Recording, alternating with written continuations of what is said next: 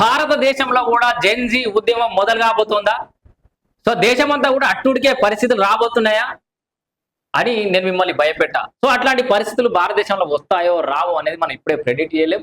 మనం అట్లా వార్తలు చెప్పడం ద్వారా యువతను రెచ్చగొట్టి దేశంలో ఇప్పుడిప్పుడే గాడిన పడుతున్నటువంటి లేదా ఇబ్బంది పడుతున్నటువంటి ఆర్థిక వ్యవస్థను కుప్పకూలేలాగా చేయడానికి నేనైతే అంగీకరించను.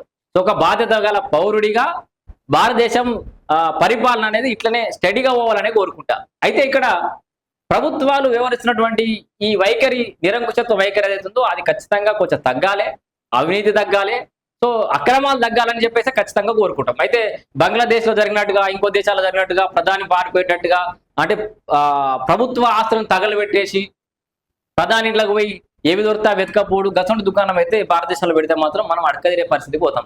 ఇప్పటికి ఇంత డీజిల్ దొరకలేదు, ఇంత పెట్రోల్ దొరకలేదు, గ్యాస్ దొరకలేదు, అనేక రకాలుగా ఇబ్బంది పడుతున్నాం. అంతర్జాతీయంగా అన్ని విషయాల మీద కూడా విదేశాల మీద మనం ఎక్కువ డిపెండ్ కావడం వల్ల. సో ఈ విషయం పక్కన పెడితే ఏం జరుగుతుంది, కాక్రోచ్ పార్టీ అని చెప్పేసి ఒక రచ్చ నడుస్తుంది, మీ అందరు తెలుసు కదా. So cockroach Janata party, so Bharatiya Janata పార్టీకి అగెనిస్ట్ గా కాక్రోచ్ జనతా పార్టీ అని ఏదో పెట్టింది. అయితే పెట్టింది భారతీయ జనతా పార్టీ మీద కోపంతోటి కాదు. యాక్చువల్గా చీఫ్ జస్టిస్ ఆఫ్ ఇండియా, మన భారత అత్యున్నత న్యాయస్థానానికి సంబంధించిన న్యాయమూర్తి ఒక కేసుకు సంబంధించిన విషయంలో చేసినటువంటి వ్యాఖ్యలు ఇలా దేశవ్యాప్తంగా రచ్చ చేస్తున్నాయి. సో దెబ్బకి ఆయన సోషల్ మీడియాలో ఒక ఆయన కాక్రోచ్ జనతా పార్టీ అని పెట్టిండు. మీరు ఫేస్బుక్ లో, యూట్యూబ్ లో, ఎక్కడ గూగుల్లో ఇట్లా కొడితే చాలు అనేక వీడియోలు వస్తున్నాయి. దాని మీద పెద్ద చర్చ నడుస్తుంది. ఏంది, ఏ వృత్తిలో ఏ ఉద్యోగం దొరకని, ఏ స్థానం సంపాదించుకోలేని కొంతమంది యువతనట బొద్దింకల్లా విస్తరిస్తారు. వారిలో కొందరు మీడియాలోకి, కొందరు సోషల్ మీడియాలోకి వెళ్తారని సూర్యకాంత్ సిజే అని చెప్పిండట. సో సిజే వ్యాఖ్యల తర్వాత అభిజిత్ దీప్కే ఆన్లైన్ లో కాక్రోచ్ జనతా పార్టీ అనే సెటరికల్ పొలిటికల్ గ్రూప్ ప్రారంభించారు. 4 రోజుల్లోనే ఇన్స్టాలో ఈ పేజ్కి 8 మిలియన్ ఫాలోవర్స్ అని రాశారు. కానీ ఇది అప్పటికి 8 మిలియన్స్ ఉన్నప్పుడు, ఇప్పుడు ఆల్రెడీ 12 మిలియన్స్ దాటిపోయింది. గిటెక్కల్లో ఉంటుంది, ఇగో 12.8 మిలియన్స్.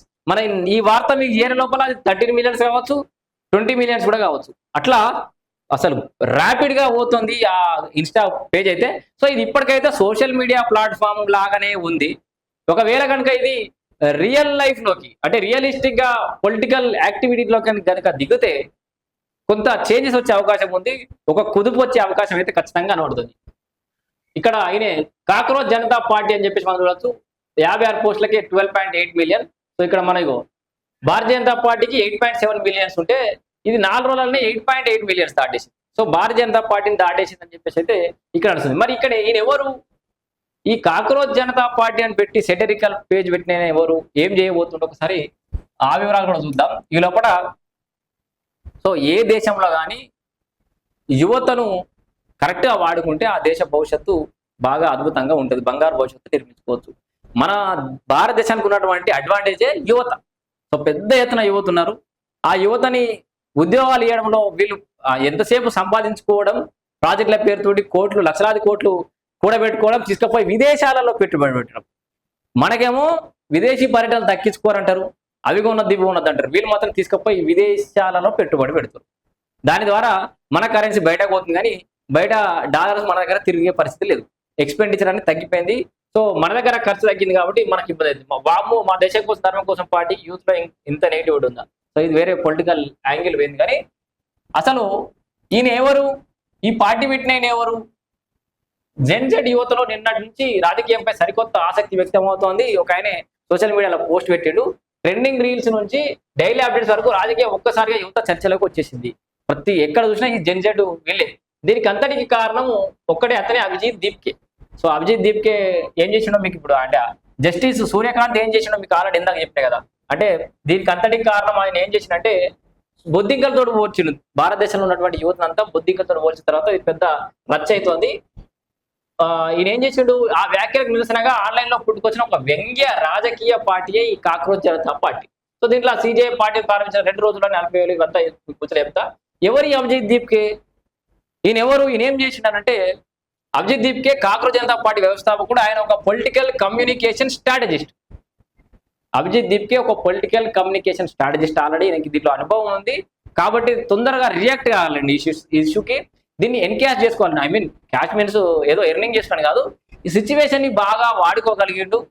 దానివల్ల పాపులర్ కాగలిగిన అయితే అంతవరకు అయితే మనం చెప్పగలుగుతాం. ఆయన వెనకాల మంచి ఉద్దేశం ఉండొచ్చు, ఏ ఉద్దేశమైనా ఉండొచ్చు. అయితే ఎలా ప్రయోగం ఆయనే పూణేలో జర్నలిజంలో అండర్ గ్రాడ్యుయేషన్ పూర్తి చేసి ఆ తర్వాత ఉన్నత చదువుల కోసం అమెరికా వెళ్ళిండు. ప్రస్తుతం ఆయన బోస్టన్ యూనివర్సిటీలో పబ్లిక్ రిలేషన్స్ లో మాస్టర్ డిగ్రీ అవుతున్నా. అంటే ఆల్రెడీ మాస్ కమ్యూనికేషన్ లో, పబ్లిక్ రిలేషన్ లో, ఈ మీడియాకి సంబంధించిన అంశాలలో బాగా పట్టున్నటువంటి వ్యక్తి, పొలిటికల్ స్ట్రాటజీస్ ఉన్నటువంటి వ్యక్తి. సో అయితే ఆయన 2020 నుంచి 2023 దాకా ఆల్రెడీ ఆమ్ ఆద్మీ పార్టీకి సోషల్ మీడియా వాలంటీర్గా కూడా పనిచేశాడు.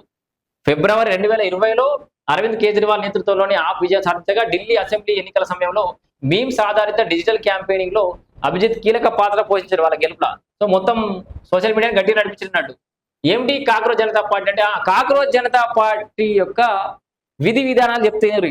సో ఇప్పటిదాకా మీకు జనరలైజ్ చేసి చెప్పిన కదా, వీళ్ళు కొన్ని డీటెయిల్స్ కూడా పెట్టిండు ఆయన క్లియర్ గా.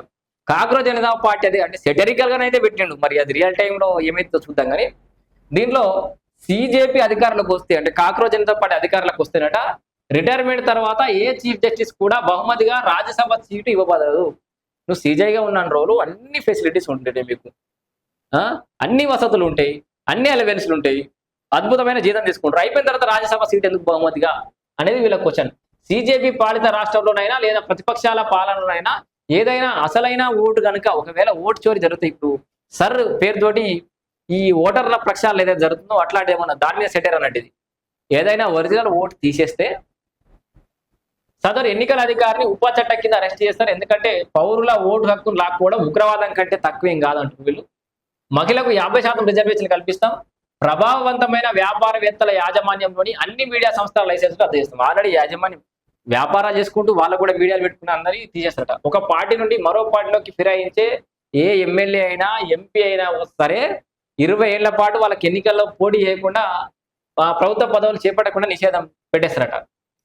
ఇంకోటి, సిజేపీలో చేరడానికి అర్హత. ఇవి 5 అంశాలు. ఇది దీంట్లో సిజేఐ పార్టీలో చేరాలంటే ఏం లేదు, ఇంత సోషల్ మీడియా ఉంటే అయిపోతుంది. నిరుద్యోగి ఉండాలి, బలవంతంగానైనా లేకపోతే స్వచ్ఛందంగానైనా లేకపోతే సిద్ధాంతపరంగానైనా నిరుద్యోగి అయి ఉండాలి. సోమరిపోతు అంటే శారీరకంగా సోమరిపోతుగా ఉన్నా సరే కానీ మెదడు మాత్రం ఆలోచనలతో పరిగెత్తాలి. క్రానికల్లీ ఆన్లైన్, బాత్రూమ్ బ్రేక్స్ తో కలుపుకొని రోజు కనీసం 11 గంటలు ఆన్లైన్ లో గడపాలి. కొంత వెరైటీగా పెట్టిరు. ప్రొఫెషనల్ గా విమర్శించగలగడం అంటే చేసే విమర్శ పదునైనదిగా, నిజాయితీగా, సమాజానికి నిజంగా ఉపయోగపడే అంశంపై ఉండాలి. ఈ పార్టీ ఇంకా అధికారికంగా నమోదు కానప్పటికీ దేశ రాజకీయాలపై విరక్తి చెందిన భారతీయ యువతను చివరకు రాజకీయాల వైపు నడిపించే సాధనంగా ఇది మారుతుందని చాలా మంది నమ్ముతారు. ఈయననే సోషల్ మీడియాను ఉపేస్తున్న కాక్రోచ్ జనతా పార్టీ ఎవరి అభిజిత్ అని. సో పెద్దనే నడుస్తుంది. మొత్తానికైతే ఈయన పెద్ద ఫిగర్ అయ్యే అవకాశం అయితే ఖచ్చితంగా ఉంది రానున్న రోజుల్లో. దీని మీదనే కాక్రోచ్ జనతా పార్టీకి సంబంధించిన చర్చ కూడా పెద్దనే జరిగే అవకాశం ఉంది. సో ఈయనే ఆల్రెడీ పొలిటికల్ స్ట్రాటజిస్ట్ అని చెప్పినా కదా, ఆయనకు సంబంధించిన బ్యాక్గ్రౌండ్ ఇది. బట్ యువత అంతా ఇప్పుడే జెన్జీ యువత అంతా కూడా ఏం ఆగం కావద్దు. ఏదో అవకాశం దొరికింది, ఖాళీగా ఉన్నాం, సోషల్ మీడియాలో ఉన్నాం, భారతదేశానికి నష్టం కలిగించే అవకాశం అని ఉంటే చేస్తామంటే కానీ తప్పు. సో ప్రజాస్వామ్యబద్ధంగానే కొట్లాడాలి. ఆయన కూడా అదే చెప్తున్నారు వాళ్ళ పాయింట్స్లా. సోషల్ మీడియాలో పోస్టులు పెట్టడం వరకు కానీ రెచ్చగొట్టి రోడ్ల మీద తీసుకొచ్చే లాంటి ప్రయోగాలు అయితే చేయకండి. అది మనందరికీ కూడా నష్టం కలిగిస్తుంది.